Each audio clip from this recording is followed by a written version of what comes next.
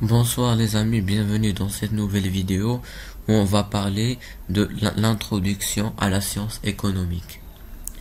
Ce chapitre traitera les principaux éléments suivants.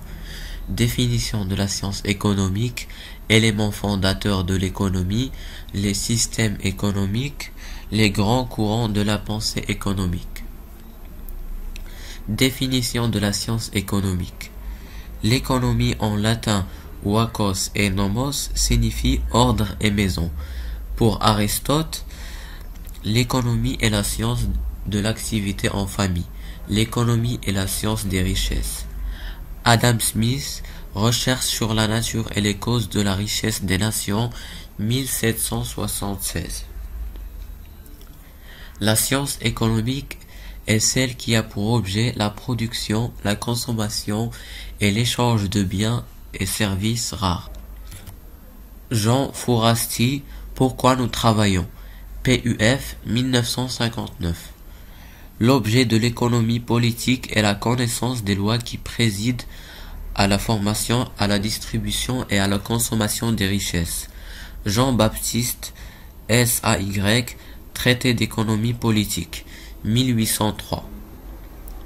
L'économie politique est la science de l'administration des ressources rares dans une société et l'étude les formes que prend le comportement humain dans l'aménagement onéreux du monde extérieur en raison de la tension qui existe entre les désirs illimités et les moyens limités des sujets économiques. Raymond Barre, Économie politique. PUF 1959. L'économie est la science qui étudie comment les ressources rares sont employées pour la satisfaction des besoins des hommes vivant en société.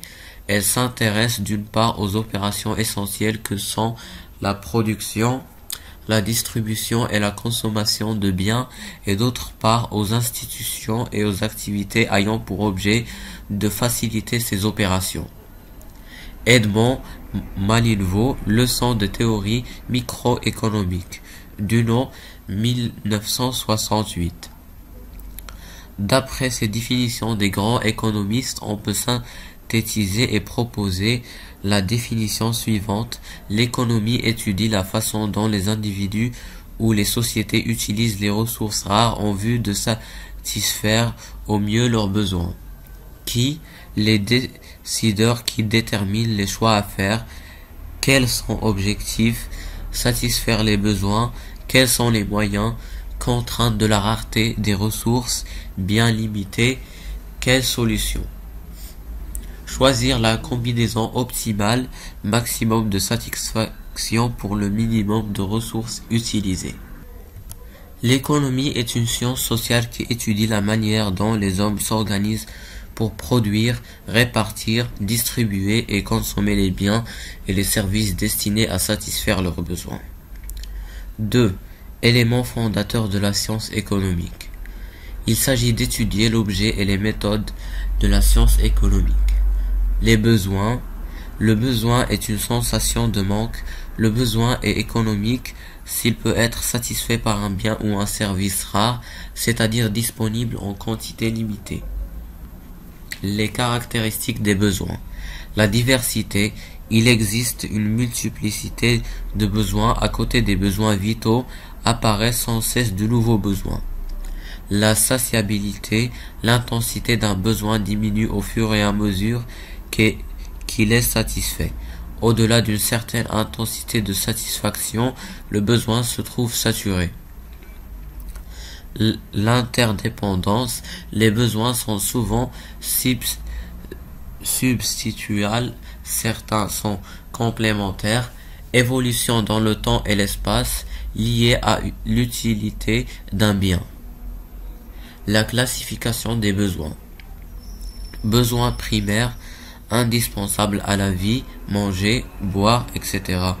Besoins secondaires, nécessaires mais non indispensables à la survie, voyager, se divertir. Besoins tertiaires, concernant le superflu, gadget, futilité. Besoins individuels à caractère subjectif, ils sont satisfaits par chaque individu en fonction de son âge, ses goûts, culture. Besoins collectifs, ils sont satisfaits par l'État et correspondent à des besoins ressentis par toute la population, sécurité, infrastructures collectives, etc. La pyramide des besoins de Maslow. Estime de soi et des autres, accomplissement personnel, amour et appartenance, sécurité et physiologie. Les besoins physiologiques, se nourrir, se vêtir, se loger. Les besoins de sécurité et de protection, se mettre à l'abri de toutes les agressions extérieures. Les besoins sociaux ou affectifs, se sentir accepté, reconnu et compris des autres. Les besoins d'autosatisfaction ou égocentriques, se comprendre et se respecter soi-même. Les besoins d'accomplissement, création artistique, littérature, altruisme. Les biens, notions. Les biens et services permettent par leur consommation de satisfaire les besoins. L'amplitude du bien à satisfaire le besoin est appelée utilité. Si certains biens sont libres, c'est-à-dire existent en quantité illimitée, exemple l'air, la majorité des autres biens sont le fruit du travail humain. On parle des biens économiques ou biens rares. Classification des biens. Un bien ou service, matériel ou immatériel, peut être utilisé pour consommation finale, durable ou non durable, production, équipement immédiataire ou consommation. Nous distinguons aussi les biens individuels, les biens collectifs, les biens marchands fournis par une entreprise en vue de réaliser un profit, les biens non marchands fournis à titre gratuit ou quasi gratuit par des administrations publiques et privées, autoconsommation, production des ménages dans leur foyer. Besoins, biens ou services. Physiologique, nourriture, vêtements. Sécurité, assurance, alarme contre le vol. Appartenance, adhésion à un club, un signe vestimentaire distinctif. Estime, un véhicule, maison ou autre symbolisant une position sociale. Accomplissement, des cours de sport, musique. L'objet de la science économique, comment fabriquer et mettre à la disposition des hommes des biens auxquels ils aspirent. L'économie devient une science des choix. La nécessité des choix. Contrainte et rareté. Production, les facteurs de production, travail et capital et la technologie. Distribution, le revenu nominal issu de la production. Consommation, le revenu disponible après redistribution. Choix fondamentaux, la combinaison des facteurs de production, le partage entre profit et salaire, le choix entre les biens consommés et la répartition entre la consommation et l'épargne. Les méthodes de la science économique. Le raisonnement économique est construit à partir d'hypothèses s'efforçant plus d'expliquer la réalité que d'indiquer ce que devraient être les choses. La science économique dispose de deux outils d'analyse. La microéconomie, l'analyse porte sur un agent économique donné, ménage, entreprise. Elle s'intéresse à des données individuelles plutôt qu'agrégées. La macroéconomie s'intéresse à un ensemble d'agents économiques regroupés selon un critère donné. Nation, région, entreprise, consommateur. Elle porte sur une vision générale de la vie économique en considérant la dimension d'ensemble, l'allure de fonctionnement de l'économie plutôt que le fonctionnement des différentes parties qui la composent. Les systèmes économiques, le problème de la répartition des richesses créées, comme celui de leur obtention, n'a pas eu la même solution partout dans le monde.